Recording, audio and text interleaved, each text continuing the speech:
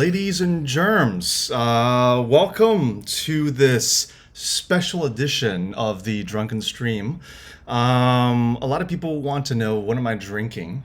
So I will show people what I was drinking earlier. Here's my... I mean, if you're a whiskey or scotch drinker, this is exactly what you care about. Yamazaki, right? Japanese whiskey is one of the best, some of the best in the world. So yeah, everybody always asks, "What are you drinking?" This is what I've been drinking all night. So moving on. Again, thank you so much. As you can see, we got Pathfinder Gaming, we got Beniwestside, and we got another potential special guest showing up later on that'll surprise us all. But the point is, welcome, Benny and Pathfinder. How you doing? Good, man. How are you? Pretty good, pretty good. This is a special stream because we've been talking about how the upcoming, not only the Apocalypse Saga, but at the same time, the current meta as well as the upcoming patch meta for the Biovengers, right? That's the new moniker, Biovengers. Easier to say. So there's a lot to talk about the state of the game. At the same time, we're gonna have upcoming patch notes. It's going to extrapolate a lot about how Apocalypse Saga is going to happen. I mean, there's been a lot of backlash back and forth in the community in terms of, exposing the Apocalypse Saga finally and trying to get gear tier 17. So I would love to have a discussion with you guys and try to figure out, where do you see the game heading?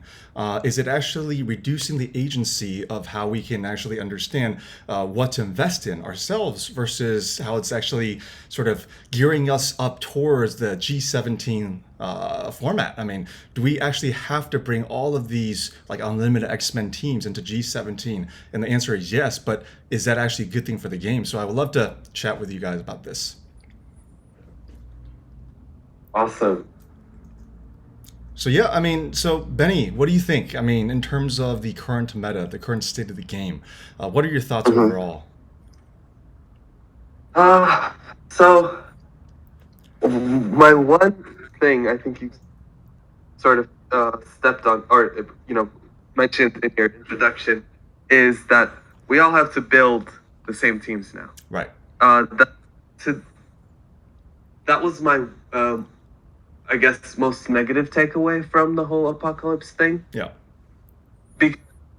Right now, everybody's going to have to build the top Crucible team, the top War team, the top Raid team. Well, Raid's not a competitive game mode, but so we're all going to have to max the top team for each game mode because they made each X-Men dominate a game mode. Mm-hmm. So that means, where's the competition? It's just going to be mirror versus mirror, and I feel like that's the problem with MCU villains, because it's always mirror versus mirror, right? Mm-hmm. So that is a little concerning. Absolutely. And then off of that, we just don't have any choice as to who we build. Yeah. I don't know. What do you think, Pat? I mean, for starters, this isn't a legendary character. This is a Dark Dimension character, right? That's true. This is Dark Dimension 6. Like it's gone from being the legendary Apocalypse to this is a Dark Dimension character. Yeah. And instead of us getting to choose who we take into that Dark Dimension, it's you have to take these teams. Mm-hmm.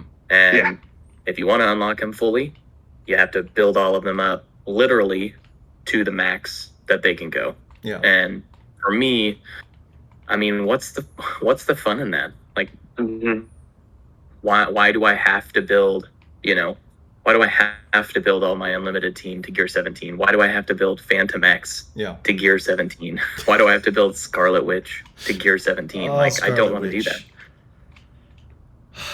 I completely agree, guys. I mean, like, Scarlet Witch is, obviously from the Darkhold team, is the worst character, right? And everybody's replacing her with a bunch of other, like, other not diamonds, other team members, right? And now we have to actually build Scarlet Witch to G17. That's a lot of resources, right? We don't even know how to even get to G17. What's the exponential curve of the resources, right? Because getting to G16 is already literally one of the hardest things to do in this game. But I agree, Path, that this is really about DD6, but they're actually reducing the agency of how we select characters. So, I mean, is this something that you guys think is sustainable? Do you think that this is actually a good thing long run for the game? Not. I guess to answer that question, like it's going to happen, Yeah. and this is a formula that they can reproduce, Yeah. right? I mean, this could be what happens from now on. I don't know. Yeah. People will still play the game it's sustainable from that standpoint. I mean, the game's still going to go on. Mm-hmm. I don't think it's a good thing. Yeah. I agree. I mean, Benny, is that how you feel as well? You don't think it's actually a good thing for the game? Yeah, I totally agree. It's just, I think right now you lost the fun in planning Dark Dimension. Yeah. And even just when you let go of Dark Dimension, you just have to build certain characters. When you build anything else, you're at a detriment to yourself. True. Save for skill and tech characters, because they made this thing where the only origins that matter for Apocalypse are mutant, mystic, and bio. I'm Bio. guessing we're gonna find out today. Mm-hmm. And the rumor is that the fourth Horseman team is also mutant. So it's just these three origins. Tech and skill, you can do whatever you want, but Mm-hmm. also it's not going to further your progress towards Apocalypse. Yeah. I mean, if the rumors are true, right, for the fourth, the Death team, right, the Death Yeah. Horseman team, if that's going to be mutant, holy crap! I mean, so for Pestilence, it's already a bunch of mystics, and then for Famines, a bunch of mutants, right, and then for War, we have no idea. What do you think War is going to encompass for the Horsemen? Do you want to take that one? I mean, I think War is the Hulk team. The Hulk team, the Gamma team, right? Yeah. Which I mean, I'm not complaining about having to take Hulk to G17, but I'll complain about like taking Phantom X to G17 because I think he's the joke. But you're gonna have to take She-Hulk as well. What do you think of her? I mean, She-Hulk's whatever. Just give me Hulk at G17 and I'm good. Yeah. I mean, that's the thing. Like, there's going to be a rework. You think that there's going to be a rework of the Gamma team, right? Whether it's Hulk, whether it's She-Hulk. I mean, they definitely need a rework. Yeah, I mean, if it's not a rework of Hulk, then I'm gonna rage. No, I mean, it's for sure a rework of both of them. I think. I think we're either gonna find out in a few hours or on Tuesday when the envoys do their videos. I think my guess today is like a strike time and they reveal Red Hulk as well as works, and then the envoys get the two new characters, or maybe they make today about Red Hulk and then give or supporting kits on patch day. Yeah. I don't know. So here's the interesting thing to me about this whole deal, right? Like, they introduced something that is at least 6 months away. Like, at least 6 months away. And at the same time, this should have been introduced from the beginning, because if I would have known that I needed to take my entire Darkhold team to Gear 17, I would not have geared any other Mystics. Yeah. I would not have geared any other mutants other than the Unlimited.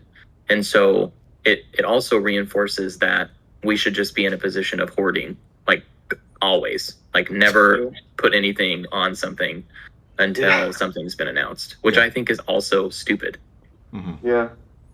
I just this last week I did Miles and Ms. Marvel, or on the last day of Scourge. Yeah. I wouldn't do that if I knew I was going to take up 5 bio characters to G17. Ouch. When the payout came, I took up Adam Warlock because I was like, okay, here's some bonus free gear. Right. Let's do Adam. But would I have done that? No. No. I wouldn't have done Laura because she takes Prometheum, which both Wanda and Heartless take. It's true. Yeah. So, you have to for the uniques as well as the origin gear.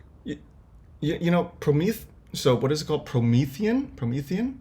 Yeah, it's like the purple crystal. So apparently, right, because this is something else that's bothering me. So I've been building up the Hero Asgardian team. And what is her name? Valkyrie. Where's my hero? Valkyrie takes it. She takes it as well. And then you're just like, are you kidding? So in order to actually maximize this, if you're going to G16 this team, especially Valkyrie, and she takes Promethean, holy crap, that's going to take away from all of the other teams. On the Asgardian, the only character that we can safely take the G16 for now is Sif. Yes. The other 3 Mystic, and Valkyrie takes Prometheum, so I'm not going to teal any of them. It's Sif or none, and it's probably going to be none. Yeah. I mean, at this point, you shouldn't be tealing anybody except for the Scourge, or except for the Horseman teams. Yeah, which is just absolutely ridiculous. Yeah. I mean, I don't know if you guys are seeing this, but I actually T16 or G16 Thor, Sif, and Mighty Thor so far. Oh no. I mean, how many Darkhold do you have already? So for G16, let me see, Darkhold. I think I have everyone except for Scarlet Witch. But, so I still have Wong and Scarlet Witch to do on that team. God. I mean, that's the thing, right? All of a sudden, we are we get this information saying that these are the teams that you have the G16, G17. If you want, what is it? 4-7 or 5-7 Apocalypse, right? Was that the thing? Like, if you want a 5-7 yes, you need Apocalypse. If you want to unlock him at 5, you need to have them at G16 ISO 4.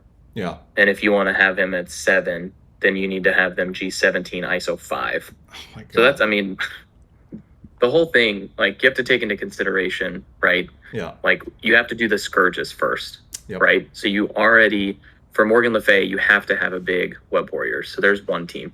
For Rogue, you have to have a big Young Avengers. So there's 2 teams. Yeah. For War in the next one, you're going to have 2 more maxed out teams. So you're already at 4.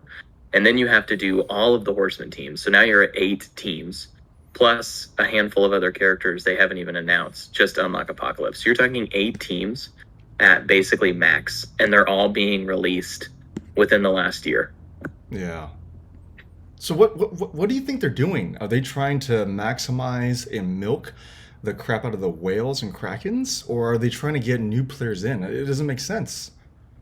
They're trying to get everybody spending because, we said magic is skippable. We said T'Challa is skippable. Yeah. We said She-Hulk is skippable. Mm-hmm. Right now, the character that they touched in 2022, I'm saying touched because it means either reworked or released. Yeah. Is not skippable. Well, the jury's out on Wakanda and Marauders, but high chance. I don't know either. I mean, yeah. Go ahead, Path. I don't know what they're trying to do. I mean, easy answer is to say that they're trying to make money, but that's an obvious answer because yes, they are trying to make money. Makes sense. That's their job. I think that they're trying to make it interesting, but they're doing it at a cost of us being able to choose how we play the game. Right. So that's the thing, right? So when we talk about gaming, right, there's these open world games where it allows you to try to figure out, which part of the map you go to explore. So in a way, this is going to be linear progression. So it's becoming one of those games where you just have to just follow the roadmap that they already laid out for you. There's no sense of exploration. There's no sense of saying, you know what? Some new guy can come in or new girl can come in and start building the Guardians. Or like, I love the Guardians, but then realize real quick that they're not that great for anything. And doesn't that make you feel bad for some of the characters that you truly love, right? I mean, how do you guys feel about that? Well, I still use 250 gold promos on the Hulk before I even knew that a Hulk rework was coming. So wow, I'm still trying to find some fun in the game. And I'm still doing all of these Scourge events. Yeah. And, at this point, like, Cosmic Crucible is keeping me interested. Mm-hmm. Raid, there's a new raid coming, so that's going to have me interested. Yeah. Am I interested in Apocalypse as much as I was before? No, I'm not. I think that it's going to be something that I'm going to have to do it, right? Like, we're going to have to do it as, people creating content for this game. But I'm not excited about taking the entire Darkhold team to G17 because their use, which is, they are one of the best teams in the game, right? If not the best team in the game. But they're not going to be useful in Arena once this full team is out. We all know that. That's true. Unlimited is going to have less use in Cosmic Crucible once this full Apocalypse team is out, because you're going to start seeing a Horseman team on defense, which, is it even going to be beatable? I don't know. No idea. So, do you think we're going to see a Horseman team on defense? Because that means that he's breaking up his Unlimited team and, putting this Juggernaut team on defense. Then he can't use Darkhold. He can't use Unlimited. Yeah, it's weird. I'm a gander that the Red Hulk I team absolutely think people will put him on defense. There are going to be trolls out there that put an unbeatable team on defense. Yeah. That's true. You're talking about Cosmic Crucible or War or both? Everywhere. Everywhere. Yeah. Well, I guess it's up to them. I don't know. Yeah. For me, I like to stretch my roster, so yeah. I'm with you there, 100%.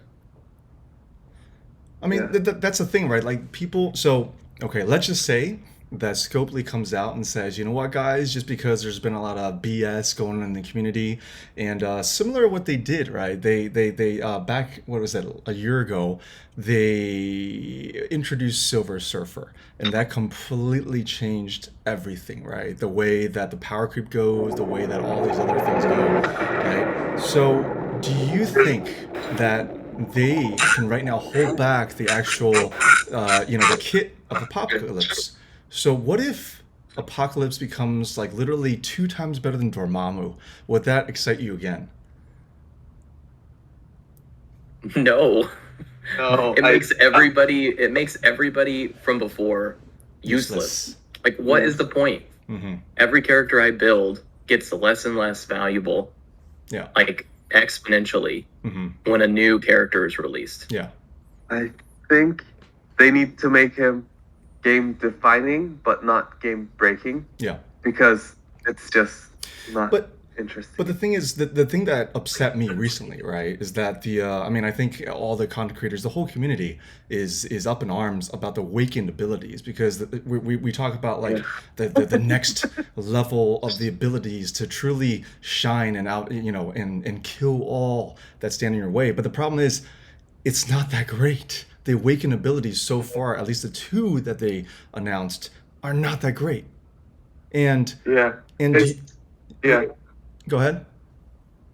I was gonna say, it's just a tag edition. Like, when they updated Iron Man, his passive was like game damage per power armor, or first wave 1 Avenger ally. Now they just added Bionic to that. So it's basically that they just added tags to Morgan's kit, and they're calling that, and it's like a new upgrade. It doesn't add any damage, any stats.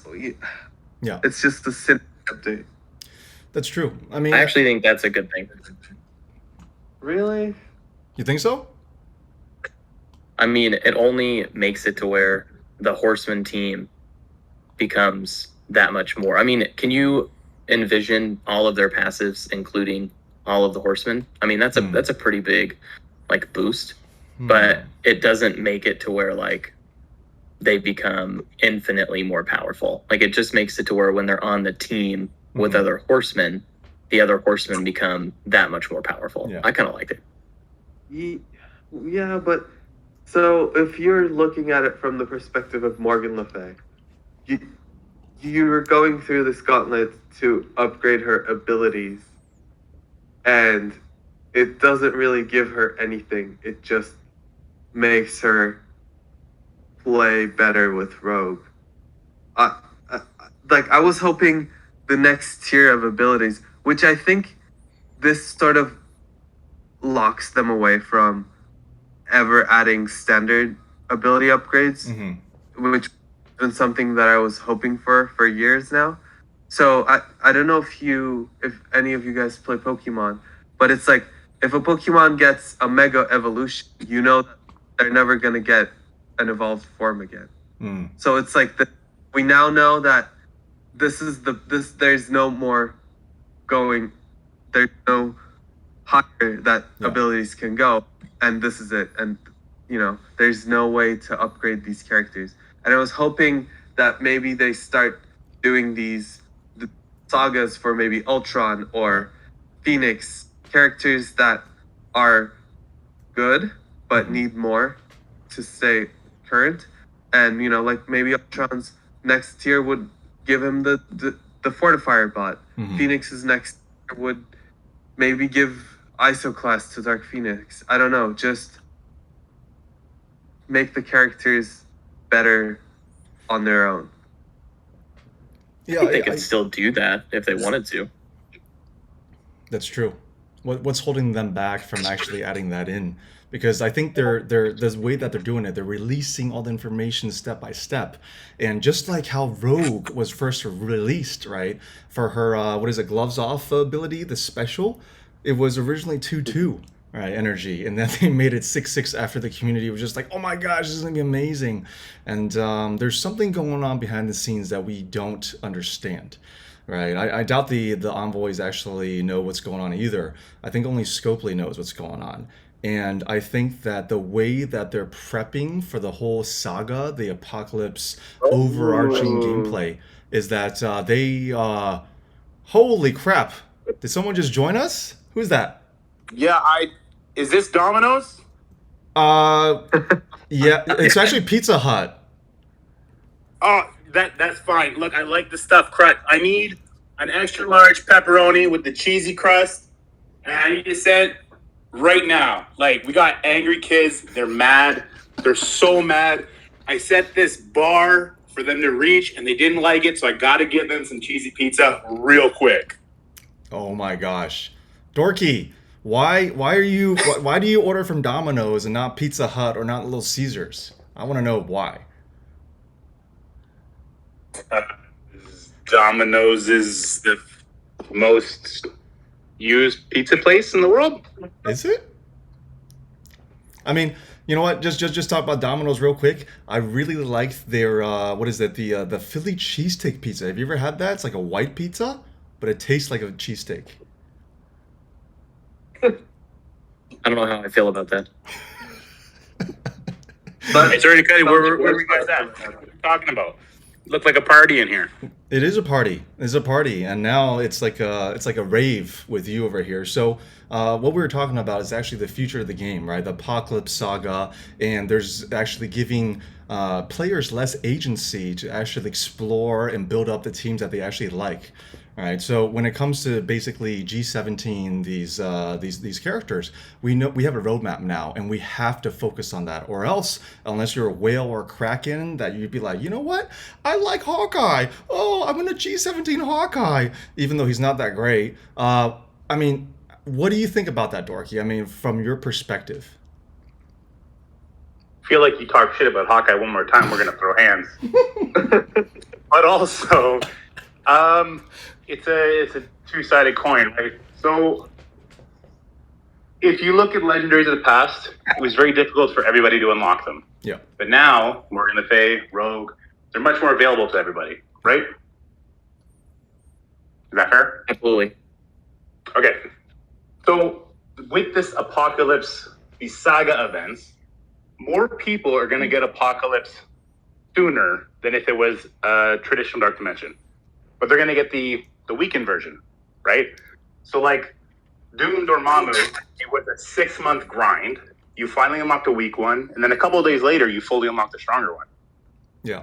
With the requirements being only gear tier 16, ISO Blue 4, which is kind of what this is contingent on, more people are likely to get Apocalypse the day he's released.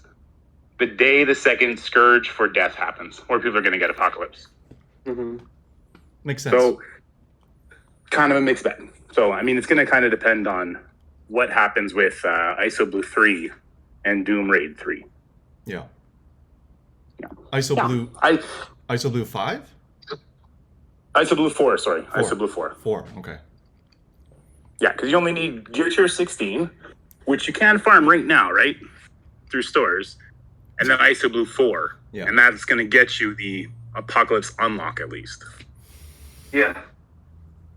So, yeah, I mean, it does suck. I don't want to bring Scarlet Witch or Phantom X up, but it took me 6 or 7 months to get Dormammu. Yeah. I'll probably get Apocalypse day one. The same day Tango gets it. So that is interesting, right? So if a bunch of people get Apocalypse, at least at 5 stars, right? It's sort of a baby Apocalypse, baby APOC. In terms of the meta, that actually destroys the meta, right? We're gonna have a lot of mirror matches. We're gonna have a lot of basically like Dormammu. I think was actually they segmented it so that it took a long time, right? For the Krakens and whales, Revenex, they actually got it pretty soon, right? Then again, he quit the game and came back. But anyway, that's besides the point. But the point is like. It's about actually staggering out not only the resources, but also how you get these, super OP characters. So if everybody, almost everybody, let's say, at least in the end game, right, the top 100 alliances in the game, all have Apocalypse day one, at least at 5 stars, that's not going to make much of a difference in the meta. Everybody's going to do the same thing. Yeah, but that's true for every single team. Look, when everybody got Rogue, it gave you one of two choices. You put Rogue on defense, and the other person, you put Unlimited on defense, and the other person uses Unlimited on offense to take them out. Yeah. So there's a zero-sum gain depending on how you play it, or you're both miserable. That'll be the exact same thing with Apocalypse. You'll probably be able to easily win the mirror match, or you'll both suffer through it on defense. I mean, Benny, what do you think?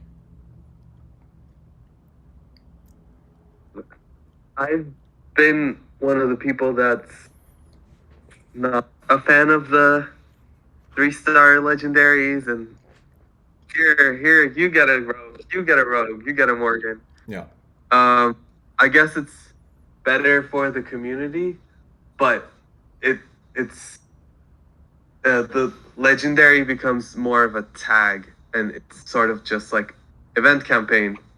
It's the release method as opposed to just trying to get Phoenix or Magneto was just so much more. It felt more rewarding, right? Even though the characters weren't as good. Yeah, I mean, just their impact to the then meta was comfortable, but it just felt more rewarding to push through that. I don't know if you guys were playing back then. Do you know the release method for Mystique? They just slapped her on. No, that was her release method. Really? She was farmable day one, but she didn't have an event or anything. So you just had to refresh that node 3 times a day for, I think we only got 20 days or something. And if you got 300 shards in those 20 days, then Magneto. It was just, it felt more like a reward than getting these 0 gold, 3 gold, 0 red star legendaries, which the level that we play at Rogue was just she was good, but she wasn't performing well until we finally got her full stars, right? Mm-hmm. So it just, I think, devalues Legendary is. Yeah, I mean, I think, this is another question for Path, right? So it's interesting. We're getting to the point where if we don't have agency anymore on what to build, right? So do you think that because, like DorkyDad said, everybody's going to get Apocalypse Day 1, at least the endgame players, do you think, Path, that they're going to have a leaderboard system to space it out? I mean, they love leaderboards, so I'm gonna go with yes. They're gonna have something like that. Yeah. I don't know if like the event itself is gonna have something like that, but because it seems to me like it's not gonna be a scourge. It's gonna be one of these sagas. At least that's the way it was laid out. Yeah. In blog and stuff. Hmm. So from that standpoint, I don't think there will be a leaderboard for Apocalypse. I think it'll just be, if you have the teams to get through the sagas, you'll get them at 5-2. Yeah. If you have them all at G17 already, which maybe a couple people will, then you'll have a 7-4. Like I said though, this isn't a legendary. I mean, this is just a dark dimension with with the horseman teams. Mm-hmm. Yeah. Yeah. So Dorky, I mean, you are one of the in terms of the leaderboards, right? You're a hardcore leaderboard climber, the ladder theory type of thing. So what's your take on that? I don't think there will be a leaderboard because I don't understand how they could implement it given the Saga game mode. Yeah. For Apocalypse. So I'm sure they can have some kind of event during the first couple weeks of his availability where they could throw a leaderboard in. But otherwise, yeah, I don't know. It definitely takes away the old traditional, Tandomac beat Dark Dimension 5. Yeah. He gets to pick certain characters that he used for everybody to get more access to and that kind of stuff. So yeah, that's an interesting question. I never thought about what does that mean as far as celebrating his release aside from just a much larger portion of the community getting him. Yeah, because I think when it comes to leaderboards, right? I mean, the whole community was up in arms on the hackers and people messing with the APK and all that. But at least with the recent leaderboards for the Rogue event, right, the Rogue Scourge, it felt a lot better. I didn't see a lot of hackers. I didn't see a lot of Temio and TCP guys at the top of the charts. And it felt actually, it was like it's being curated well, at least way better than previously. So does that mean that they're going to double down on this leaderboard system with the new events? I mean, I feel like they if I were them, I would.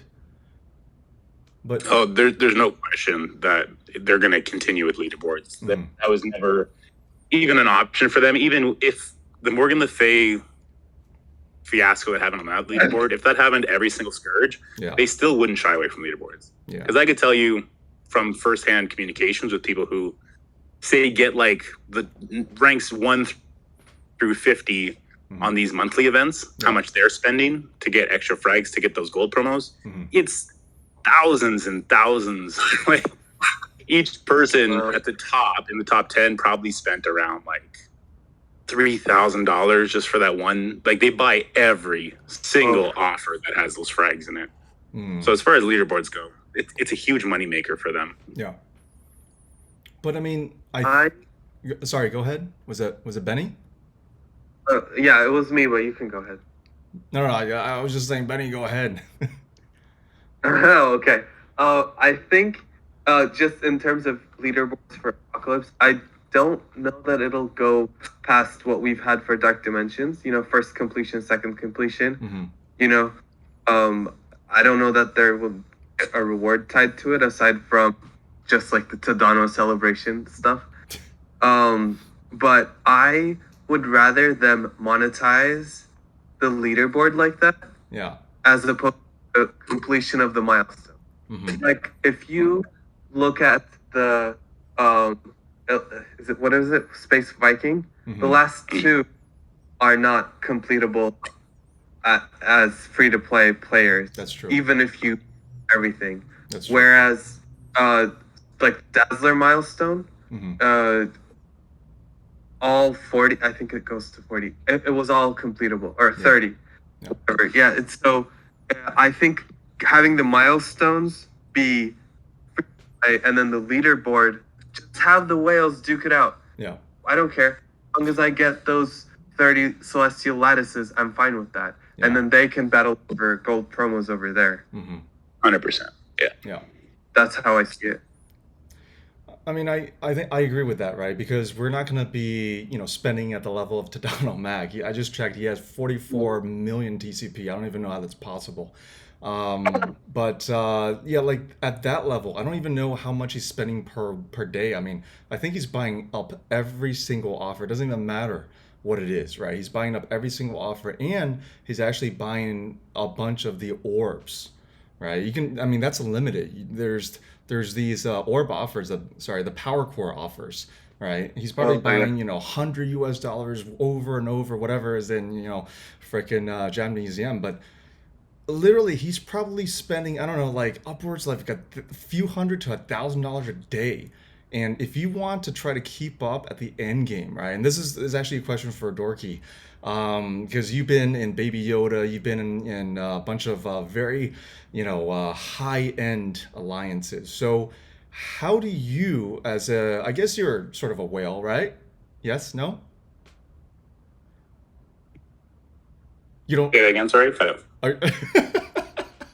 I feel like you avoided that question. You're just like, wait, what? It broke up. But I feel like, Dorky, you're sort of a whale. So how do you keep up with the endgame alliances? And how do you keep up with the Krakens? There's moments in the game's time where I can keep them. So during the level increase, there's no shot. Yeah. We just did a war against Legion, and we were facing 1.6 to 1.7 million defenses literally on every single team. So it was just devastation. In 4 months from now, when we're all level 90, we've leveled up our offensive teams. We'll slightly be able to keep up with them. Right. But we're still going to be using 5 yellow, 5-ish red star characters against, 7 yellow star, 6 red, 7 red star kind of characters, because they can direct promote them where we can't. Right.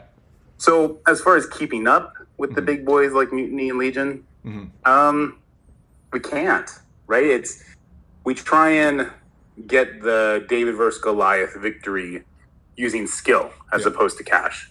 But realistically, and from a more mentally healthy standpoint, there is no keeping up with those people. That's something that hopefully, unless you have the financial means to keep up with them, you can just accept it and play the game knowing that. Yeah. I mean, I'm basically checking you out right now, Dorky. You're at 24.7 million TCP, right? And then you're in the new alliance called X Academy, which is one of the top alliance coalitions in the game. And I'm looking down the roster of your current team. I mean, the lowest TCP is 21.4, and the highest is 37.4. I mean, how does it feel to be a part of this team, this alliance, going up against Baby Yoda, Mutiny, Legion, and all of these? I mean, you talk about going up against 1.7 million defensive teams, right? So how do you feel like the Apocalypse Saga is going to change the whole meta in terms of war for alliances? Well, look, right now war sucks. With what they did with Darkhold, giving Darkhold 100% resistance, having them spawn with Safeguard, all the speed bar mechanics. Yeah. They made an unkillable monster team if it's built too high, right? So it's not fun right now. Yeah. And with Apocalypse, and since they're going to be having Morgan give that damn resistance to Apocalypse and all the Horsemen too, I just kind of envision it's going to be the same. Like nothing's going to change. What changes is the matchups, who you're actually playing, who you're playing against. Yeah. But the overall culture of dealing with unbeatable walls, I don't think that's going to change with Apocalypse. Like, I don't think Red Hulk being released or Apocalypse being released is going to fix the war right now, where you can have Dormhire and you can have Darkhold, and then this new Asgardian team that everyone thinks can be beaten easily with Eternals and Loki. I hate to tell you guys, at 1.7 mil, there's so much that can go wrong there. Really? Especially when the war boosts are up. So it's like, I guess I don't hate to tell you guys, you've got to worry about that. That's a problem for just me and my guys. But yeah, I don't think anything will change. Yeah. So you gotta take it for what it is. Yeah.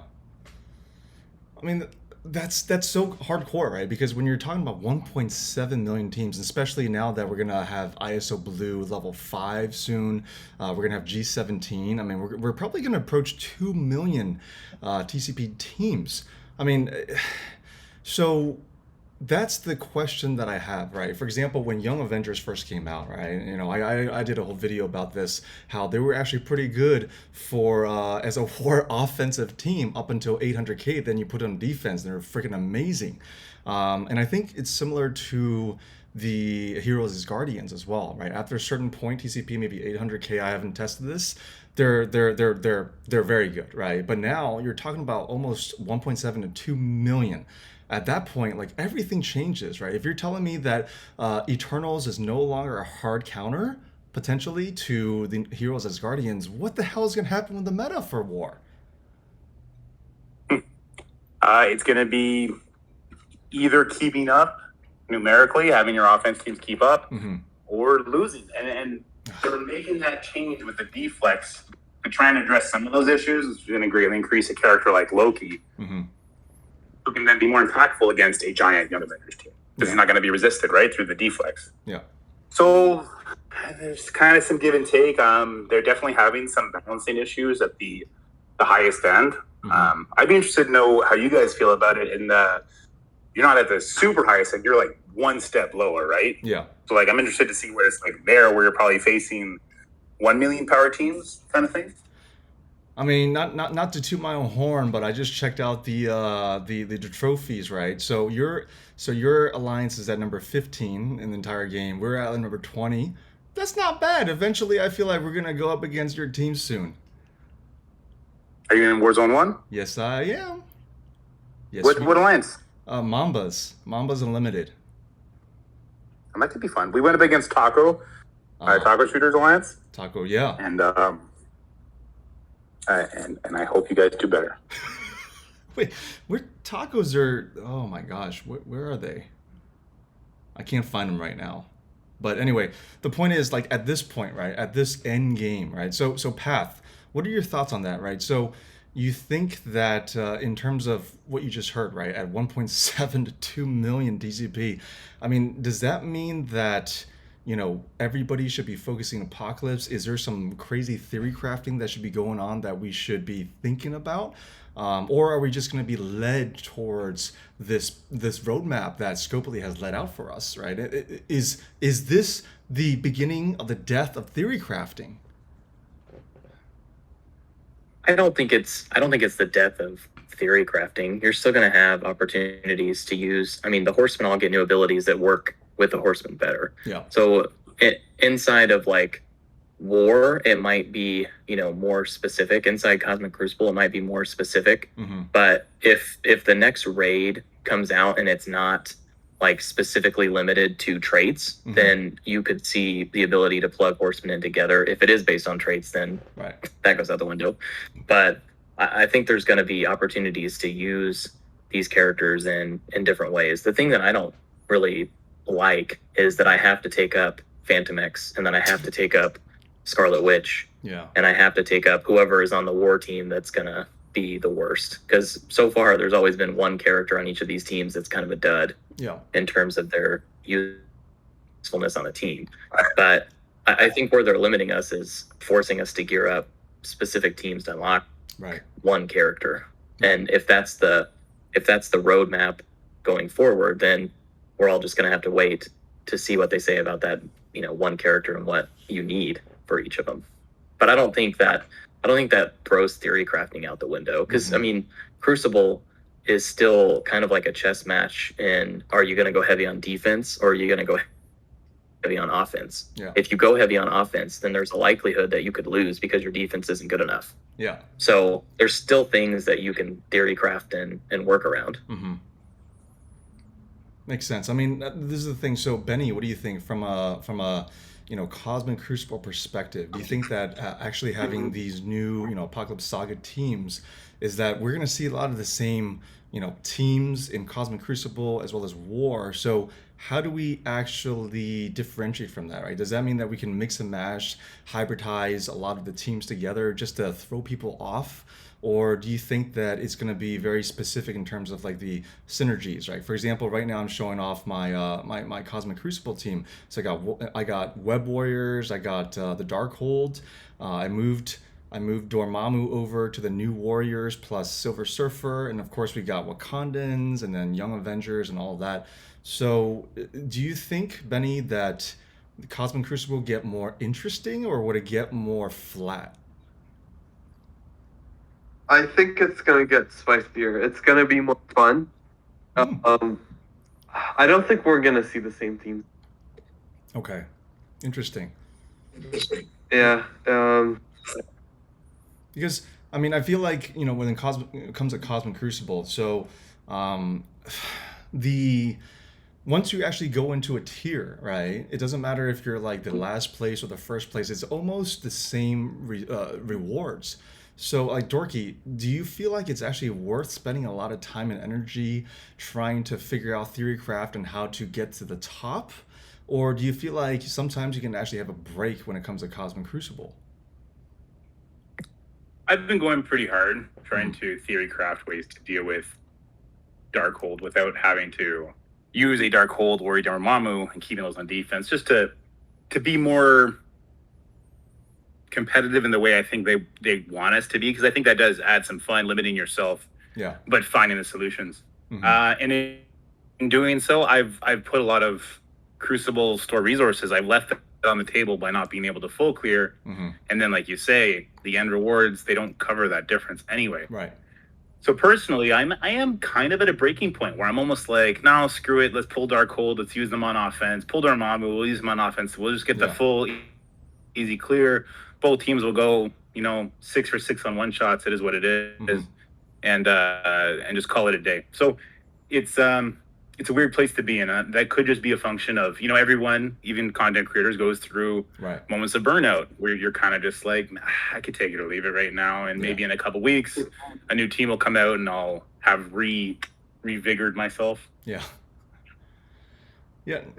And I think that's interesting, right? Because the final thing that I actually wanted to discuss with you guys is actually the Biovengers team, right? Bionic Avengers team. When they come out very soon, the next patch, right? And they look super, super OP. Where do you think that's going to take the game? It doesn't matter which mode. Like, where do you think it's going to affect? Right. Obviously, the token answer is that every single mode. But where do you think they're going to dominate outside of raids? What other modes of the game? I'll grab this one real quick. I think they'll be just like Web Warriors. You'll probably end up throwing them on war defense. Probably a Crucible team, having a little bit of RNG there, a little bit of frustration because of the new team with buff stats. Yeah. And then I think they'll add value to, obviously Scourge, but a mode like Tower, which we will hopefully see again in the near future. Yeah. I think they'll be great for a higher level of Tower. So I think that they'll be a fun team. They're definitely going to take the stress off of whatever the tech section is. That'll probably be the easiest section of the next raid. So happy to not have to screw around with that. Yeah. I mean, I totally agree. I think they're going to be really good. Yeah. I think that I think they're going to be better than Web Warriors. Because less stuff is tied to raids like the Web Warriors. Like a lot of the Web Warriors stuff is like very specific, or their OP stuff is specific to raids. But I think that blocked each other. Sorry. Or it's locked to being a 5-man team. Yeah. Sorry, go ahead. Sorry, Frank. No, I think they're going to be. I think they're going to be very useful, and as long as the Last Horseman isn't tech, then I'll feel safe building this team up. Yeah. Well, one of them is going to be tech, right? I have to assume they're not so stupid they're going to make 2 mutant teams. Because I know Archangel's like the favorite to be picked. Yeah. But being that they are giving us the Dark Dimension-esque requirements, I have to assume we have Mystic, we have Mutant, we're going to have Bio with Hulk's next patch. I have to assume the next 2 are a skill and tech. 5 of each. 5 of each. So, Minball had that rumor out with like an Ultron rework. Right. Claw. I'm just going to call him Green Tornado. A bunch of characters like that from like the Wrecking Crew and stuff. And I think that could fit in well with a tech team. Yeah. Yeah. Alternatively, the Sinister Six is an option they can go with. They can introduce like Hobgoblin. They can introduce Scorpion and just pretend he's tech. They can introduce Smythe, Kingpin's little technician there that makes those spiders from the animated cartoon when we were kids.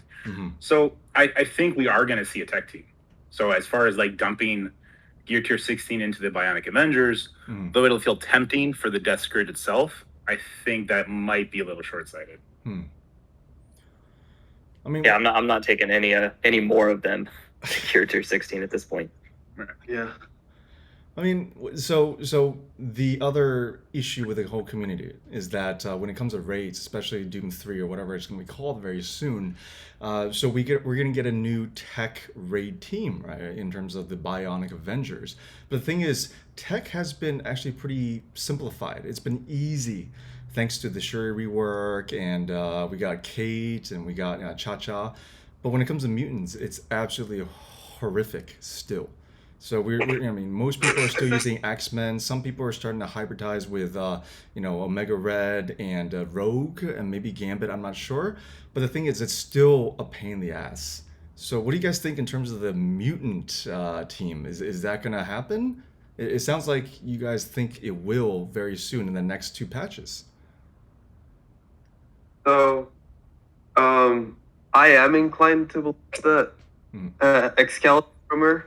Excalibur. And I think it's likely that it's a raid team because there aren't any more game modes to dominate. They said each horseman is going to dominate a game mode. I don't think a tower team is fun. There's no point making a Dark Dimension team anymore. Yeah. If we're not going to have Dark Dimensions. And it's not going to be an RTA team. So I guess the math points towards raid. And as for me in 2.3 Doom, I think the Axemen and then in the following nodes, hybridized Axemen are working for me. Yeah. Every now and then, I have to reset back out, but RNG gets you. Yeah. I think. I don't think it's as big, like mutant is as big of a problem as the community is making it to be. I think people just have been hesitant in investing in them. Yeah. That's probably what it is. Well, because they're such an old team. They're such an old team that people are just holding their breath and trying to wait for the next mutant raid team. Right, and I've been doing. I'm guilty of that as well, right? And basically, look, if you look at my astonishing X-Men team right now, I have G16 Bishop and Jubilee, but I have not even gone for Beast Iceman still at literally G14, tier 14, as well as Kitty Pryde, and this is screwing me over. And I have a lot of rage videos about how the mutant nodes piss the hell out of me. So I've been actually very hesitant to upgrade this team because they're so old. And that's the thing, right? There's always the next thing that's coming. We don't even know what's going to happen in 2 patches. Is it going to be mutant, raid team? Who knows? And that's the problem. It's good and bad, right? It's good in the fact that we look towards the future about what this game's gonna give us and to actually take over some of the existing teams. But it's bad also because it's hard for me to actually go through the mutant nodes by myself with the astonishing X-Men right now because my team is only like 800k or so. And they want you to keep investing. They want you to actually invest ISO Blue 4 into this team so that you can be away from the horseman teams, right? I mean, this is the thing where I think this is the differentiating factor of this game, is that you invest in the teams that you like in terms of the modes of the game, whether it's raids, if you love raids, like Nature Boy. At the same time, if you love war, then you invest in a lot of the war, defense, offensive teams. But when it comes to the mutant teams, right? This is the thing. If they give us a mutant team for raids in the next 2 patches, because Doom 3 raid is coming out, how do you think that's going to change the nature of the game? How do you think that's going to shift the meta in terms of not only raids, right? So you're going to get a lot of maybe ISO Blue 5 gear, but do you really think that is going to be something that's actually simmable, right? Because they give us sim raids. Do you really think Doom 3 is going to be simmable with the Bionic Avengers, with the Web Warriors, with what about the skill team or tech team? Or so not tech team, the mutant teams. I don't think it'll be simmable. I think Raid Sim was designed for the people doing Doom 2 with these teams, but I don't know anything about Doom 3. I don't know if Dorky, I don't know if you know anything more about Doom 3, but it's going to be, every time we've jumped to a new raid, it's gotten significantly more difficult, right? The Astonishing X-Men came out at the end of Ultimus 7.5. Yeah. So no, I don't think it's going to be easy. No, I don't think anything. If you're doing the highest difficulty that they provide to us, like say the Doom 3 and it goes up to 3 again, then no, I don't think any team will be simming that.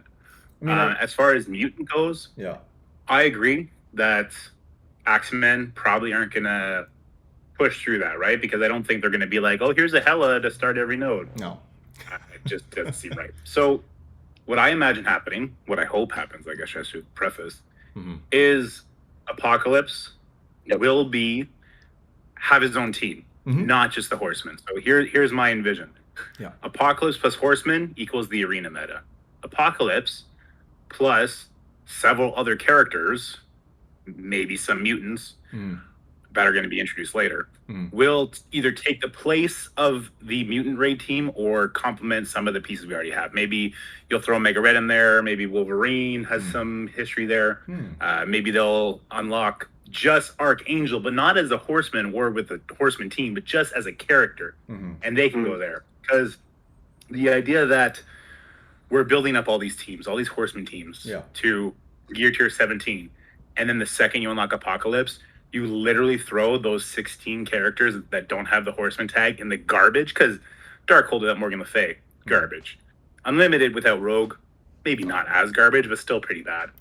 The idea that that's what their goal is, and they don't think that's going to incur some kind of giant backlash where I'm giving up 4 teams for 1 super team. I don't think anyone's going to be up for that. So I think they either give replacements for all of those Horseman teams that's not a Horseman. So maybe they'll rework Doctor Strange OG to slot him with Darkhold. Maybe they'll unlock Nightcrawler to go with Unlimited and break Tana's heart for breaking up Rogue and Gambit. Or maybe, and this is what I hope, a full team for Apocalypse outside of the arena that will act as a raid team. I just can't wait to read the encyclopedia that will be Apocalypse's kit, because he's going to have to work with so many different characters. It's going to be ridiculous. His passive is going to take some time to decipher for sure. I mean, I really do hope there's arena tags on it though. I do not want to throw my Darkhold team and my Unlimited team into the garbage. I think that would be just a terrible miscalculation on their part.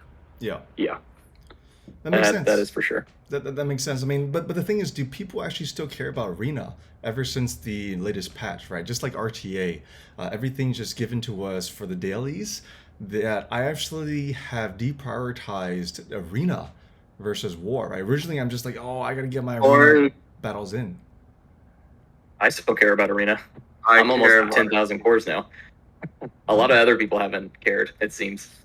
Yeah, it does seem there's been a drop off, but people that are in the top 10, I'm still fighting every day.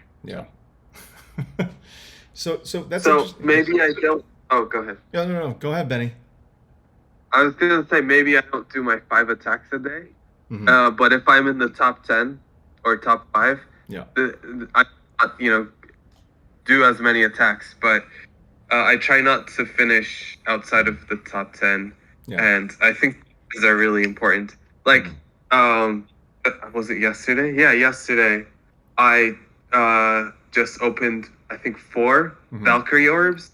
Once I saw the campaign orbs, I opened some of her character orbs, the 675s, and I pulled a 60, and I'm like, okay, now I don't need to refresh as many energy as much energy for her event, which was, I think cores are good, and even if I hadn't gotten that, then when you have the cores, you have the luxury to refresh energy. Right now, I'm doing 4 times 50 on both ISO and standard campaign to level up. When we had, I think, was there a core event recently? Yeah, I think there was I was doing up to the 100 energies. When we had the raid event, I was buying raid energy. Yeah. Cores are a very versatile currency.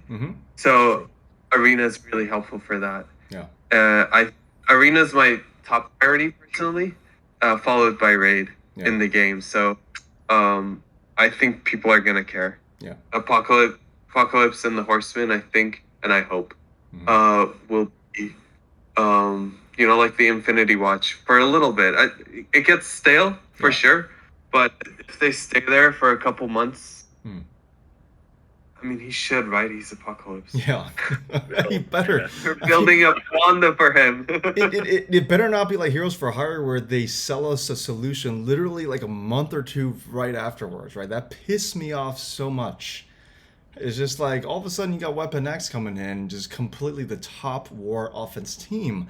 And because for people who actually invested in Heroes for Hire for war defense, are like, yeah, you can't get past me. I got 10 defensive wins the first time. Nobody knows how to actually go up against Heroes for Hire. And that was actually, from a war defense perspective, it was actually fun. It made you feel like, wow, I can actually make a huge difference. But the thing is, if you put up Apocalypse, right? He better be damn good. He better be like literally Omega Red times like 10 good, right? So the whole meta is going to keep shifting. The whole meta, they're going to eventually give us a new hand rework as well. They're going to give us all these reworks. Yes, let's go. Yeah, I mean, I'm sure some of us have 7 Red Star Nobu, right? Any takers? I have one of those. Soon. There's a lot of Mystic characters in there, so it's guaranteed to happen soon. Oh, God. Yeah, that's true. Mystic. Once I saw that City Mystic room in the Crucible rework, I thought Hand is getting a rework soon. Oh, my gosh. God, I hope not. Oh, gosh. How OP would it be if Hand Sentry gave Stealth, Evade, and Safeguard to allies? Like, I think that would be crazy. How can the Hand get any more OP than they already are, man? How many teams can revive that much? Good question. He's better than Dormammu, Nobu. You think about it. I mean, if they actually have a hand rework and Nobu's better, holy crap, the whole game is going to change. There's going to be so many memes coming out of that. But I heard you praising Heroes for Hire a second ago. We need to go back to that, because there's a big reason why they had to rush out the Omega Red team. And it's because there was a mass exodus at the high level of the game. Oh, because there's a difference between a very difficult defensive team like Young Avengers and even like Darkhold to a certain extent, and Heroes for Hire that were this reset and you're back to square one. There was no like, okay, if this takes 3 attacks, it takes 3 attacks. Yeah. No. You either one-shot it or you 2/3 beat it with Infinity Watch. But it was so painful and so RNG even with Infinity Watch when things were all even maxed out that they had to rush it out. Now for Apocalypse, I hope that they have better foresight and they didn't make it that broken, but made it good enough to where it's like as good as Young Avengers, but with even less probability of a one-shot. But the problem is, right, is that you hit the nail on the head, right? Because Heroes for Hire was such an OP team in terms of war defense that now it set the new standard for war defense. So does that mean that if you put Apocalypse and his Horsemen on defense, if they're not as good as Heroes for Hire, if not better, and they become a Young Avengers where you can actually one-shot them, that's going to disappoint people, I feel. Well, I get where you come. You can no longer hope for a Heroes for Hire level of difficulty. That should never have been in the game. It should never make its way back to the game. Well, you should kind of readjust your qualification of a good war defensive team to be that it gets you one win, because you get a certain level of attacks. You should, and they should want us to always be full clearing the helicarrier. But not within the first 10 attacks. Right. So we get 14 attacks total if you buy all 4. So they should try and budget it so that at any given point, there are, say, 2 teams that should garner 1 defensive win at all times. Right. I think that would be the happy medium. Interesting, yeah. Path, what do you think? I would agree with what Dorky said earlier. I hope that they incentivize us enough that you have an apocalypse team and you have each of the Horseman teams. Like, I hope they incentivize us enough to not break up those teams. That's where I would like to see it go. And it honestly is something I didn't even think about, but I would much rather have that than people putting Apocalypse and the Horsemen on defense or, wherever. I would much rather be incentivized to have a full team for him. And then the Horseman team is in arena, or you need to beat the last floor of tower or whatever. Well, we have a tower fan over here because Dorky is all about the tower. I mean, I didn't actually think about tower up until you guys talked about it. I haven't thought about tower mode for literally like 3 months. What's up with that? I don't think Scopely's thought about tower in 3 months. Yeah, they're so caught up with the saga thing. Like, I was told that we're going to get 1 per patch, and now it looks like it's going to be 2 patches in a row where we don't get 1, which is insane. It's insane, yeah. But yeah, you know what? That's a great. Path brought up a super cool point there. What if they could do tower mode, where it's Apocalypse and his 4 horsemen on the last level, but instead of getting like 300 teal orb fragments or whatever it was for beating it, what if instead beating that floor, and it would be like super tough, RNG dependent. What if it gave you like 50 gold promos instead? Oh, how cool would that be? Right? That'd be a pretty cool idea. That would be good. Probably just be. Go ahead and send that off. Send that off to the devs, Dorky. I think it'd be cool because if you think about what that floor is now, that floor is basically beatable. But it gives that carrot, that interest, and then people can no longer say, the rewards for tower are garbage. And for that matter, they could throw increased floor completion nodes at every level 25. Like maybe beating floor 75 gives you like 5 red stars or something like that, just to make it a little bit more interesting.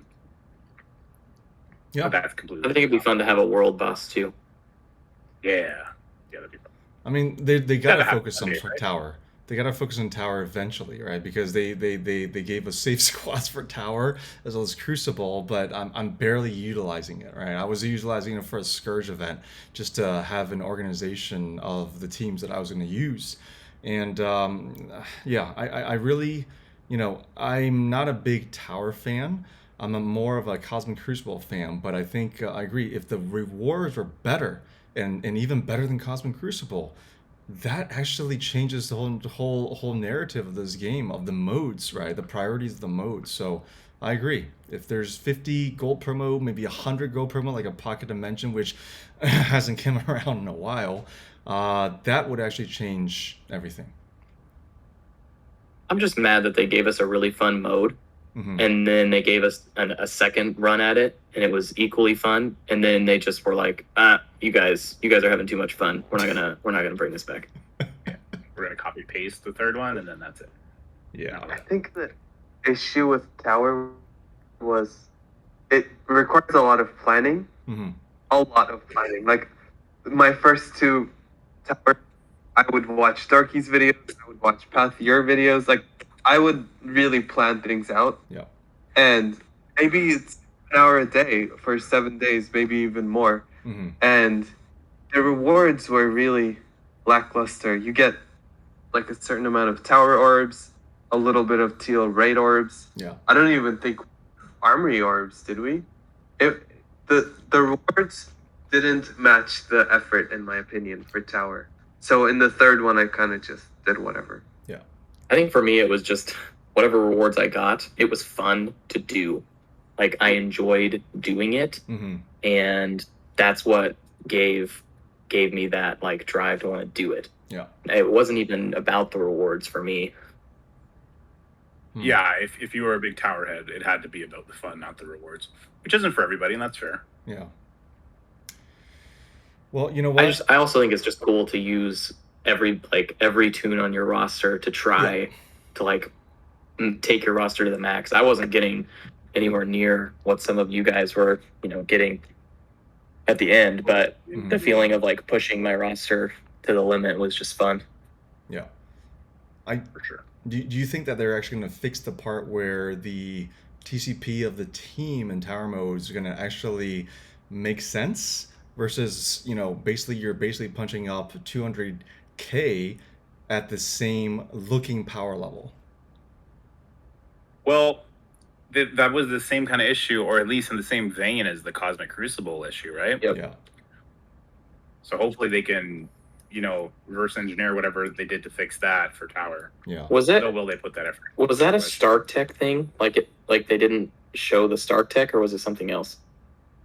I think it was a combination of things. I think it was a combination of Stark Tech for sure, which was 25%. But there was another. I think it was giving like the old value for red stars. Mm. Or it was something like that, where because I did the math and it was more than 25%, Mm-hmm. which is kind of awkward. Hmm. Oh yeah. Yeah. Okay, well, you know what? Thank you guys so much for your time. It's been over an hour. I know that you guys have places to be, people to see, et cetera, et cetera. So any last words you guys want to talk about for the future of the game as well as the future of you guys, right? I mean, I'm very excited about Biovengers as well. I'm very excited about the saga, even though it's going to reduce the agency from how we pick which characters upgrade. But still, what do you guys think is the future, and where do you see yourselves in the next year? Anybody want to take this? It's a big question. You got to think. Yeah. I mean, I'm really excited for the next raid. Yeah. I would really love for them to make Blitz important again, but that's a pipe dream in my world at this point. Doesn't make. But I don't know. I'm still excited about what's coming in the game.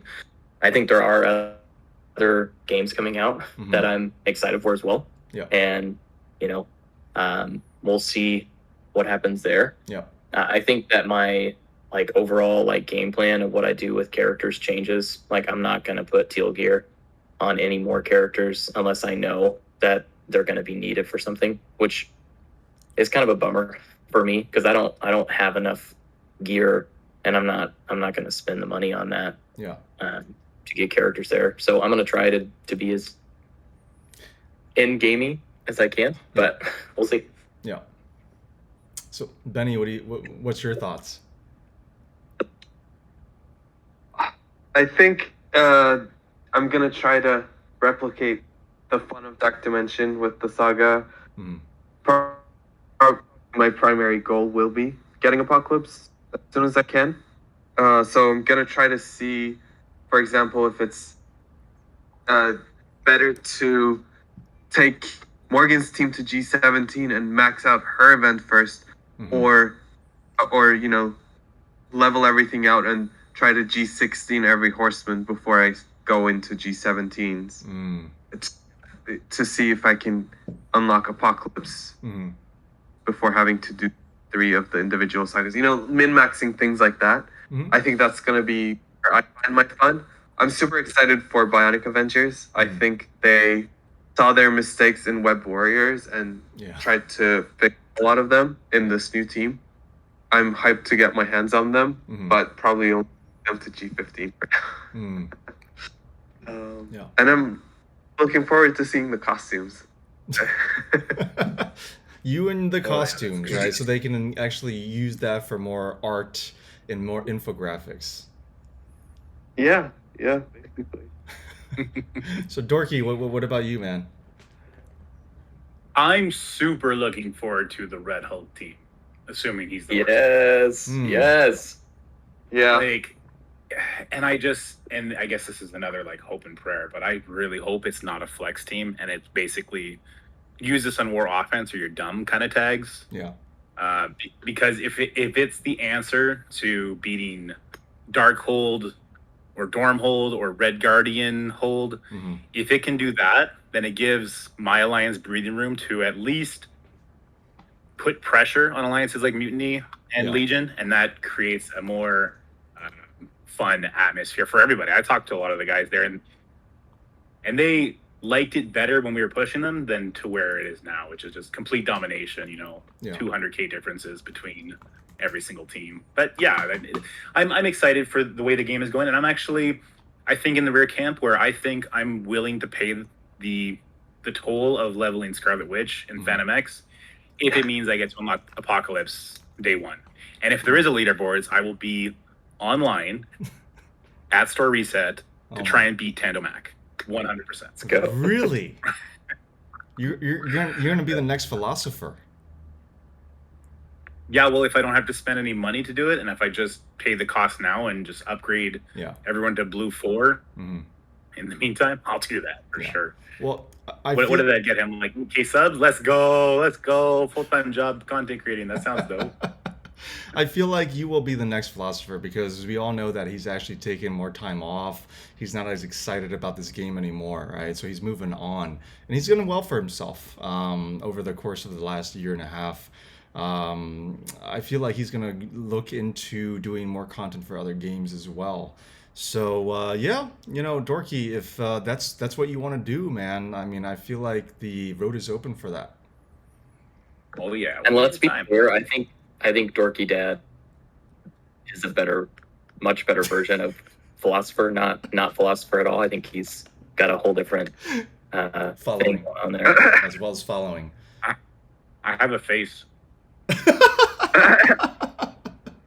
I like watching. I do like your face better than the 2D version of Philosopher. I agree, Dorky.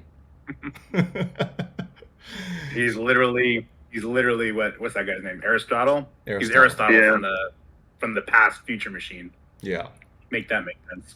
Exactly. So I feel like the next DD6 / Apocalypse Saga. So you're gonna be streaming on your on your wedding anniversary day. Is that what you're gonna do? Yeah, they're gonna intentionally find out Dorky's life and schedule it on something super important.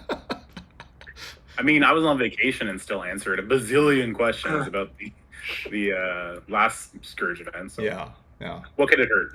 Right? Yeah. as long as you also blame them for making it on your wedding day, as if that was a thing. How dare they? Well, they're gonna figure out a way of actually putting your son's birthday on that day, right? When the Apocalypse Saga comes out and you have to G17 a bunch of stuff, you're just like, oh man, should I pick between my son or Apocalypse? And little do we know, they know all of our lives. They're the FBI. They know everything. They know. Scopely has access to everything, all of our data, I feel like. Yeah. They're like Santa Claus, but evil. Exactly. All right. Well, you know what, guys? It's been awesome. I love having these sort of, the podcasts, Vcast, whatever you want to call it, right? It's really fun talking to you guys and talking about the state of the game, at the same time, the future, where you guys see things, right? Because from the end game, right, perspective, as well as the mid to end game, this is something that is really important for the community. It's important for the player base to understand where it should go, what people should be doing, et cetera, et cetera. So I really appreciate your time, effort, and everything, and I look forward to your future videos. I'm not going to do the fist bump since I'm showing Hulk, even though this is like a miniature version, right? This is a weird costume. Hopefully his new costume makes him a lot bigger than She-Hulk. But yeah, thank you so much, guys. And let's keep in touch. Let's do it again. This is a lot of fun. Thank you. Yeah. Thanks, Thank you for having me. All right. Also, Yep. go click his ISO octagon. Click his ISO. Oh, Okay. yeah, from the trick. Yeah. Click his ISO. Okay. And then what? And then click Click what? out, back out. Back out. Okay. Holy shit. Yeah, he's a There lot you go. bigger. That's a bug. That's a bug. You have unlocked the real Hulk. Congratulations. So I feel like next time, you know, I'm with my wife, I'm just like, I'm gonna inject some ISO, if you know what I mean.